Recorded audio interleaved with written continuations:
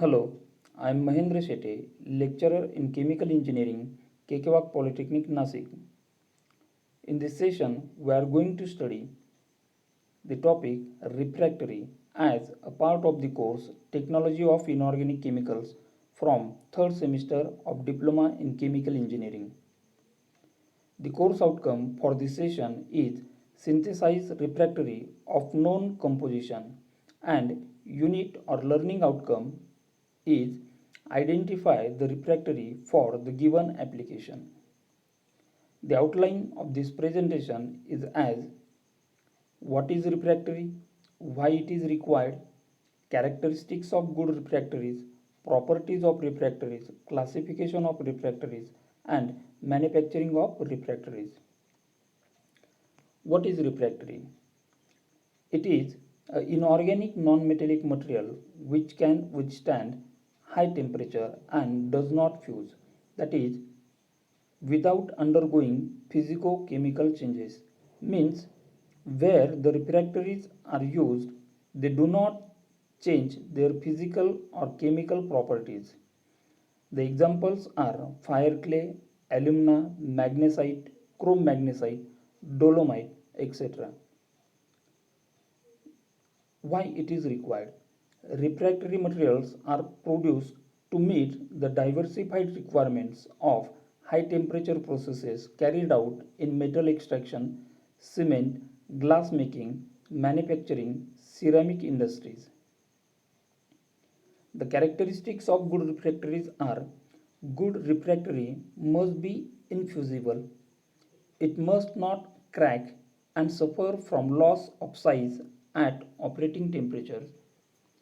They must not be readily attacked and corroded by molten metals or slag. They should be able to withstand some degree of pressure. Expansion and contraction of the refractory should not be sudden, but it should be uniform. The properties of refractories include refractoriness. It is a property at which a refractory will deform under its own load, and it is indicated by PEC, that is pyrometric cone equivalent. And for good refractories, the refractoriness should be higher than the application temperature, means the temperature at which the refractories are used. Second important property is strength. It is the resistance of refractory to compressive loads, tension and shear stresses. It must be strong enough to resist the load. Next property is thermal expansion. The fractures or flaking occurs due to uneven heat stresses or compression under condition of rapid changes in temperature. The material is subjected to changes in volume. The change in volume may cause damage to joints and producing cracks, due to which whole structure of furnace may spoil. Means due to the rapid changes in temperature, the volume of the refractories may get increased or decreased, and due to the change in volume, the whole structure of the furnace may get collapsed. Next property is thermal conductivity. Refractories having low thermal conductivities are preferred, as the thermal conductivity means a transfer of heat. Therefore, it should be avoided to transfer the heat from the inner side of the furnace to the environment, which will cause the loss of fuel or the loss of efficiency. So, the thermal conductivity should be less. Next property is porosity. The porosity is the ratio of the volume of the pores available in the refractory to the volume of the material, that is bulk volume of material. Good refractory should have lower porosity. Electrical conductivity. It is the ability of material to transfer the electrical current.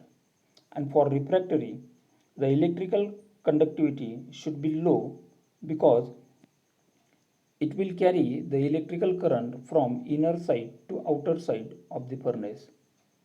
So in the cases where electrical furnace or electrical heating is applied, in that case the electrical conductivity of refractory should be less. Thermal shock resistance.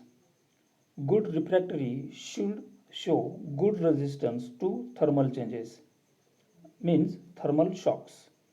The chemical composition of the refractory should be such that it should not affect by chemicals, means it should not affect by the chemicals in which they are in use. The classification of refractories depends upon the nature of refractories, like acidic refractories, for example silica refractories, fire clay refractories. Second one is basic refractories like alumina, magnesia, dolomite, and third category is neutral refractories like chromite refractories, graphite refractories, silicon carbide refractories, and sillimanite refractories. The manufacturing of refractories is carried out as shown in this figure. First, the clay is reduced in size by using grinding mill. The product from grinding mill is screened and the oversized particles are recycled to a grinding mill while the fine particles are mixed with water to produce a molten mixture which is molded in dry press. After molding operation, the refractories are dried in a dryer, and after drying it is heated in a rotary kiln with the application of hot air, and the refractories are ready for further applications.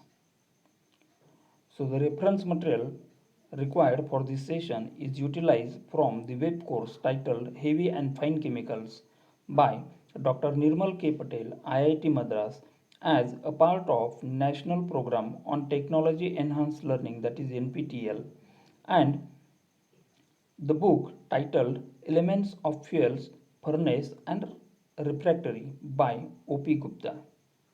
Thank you.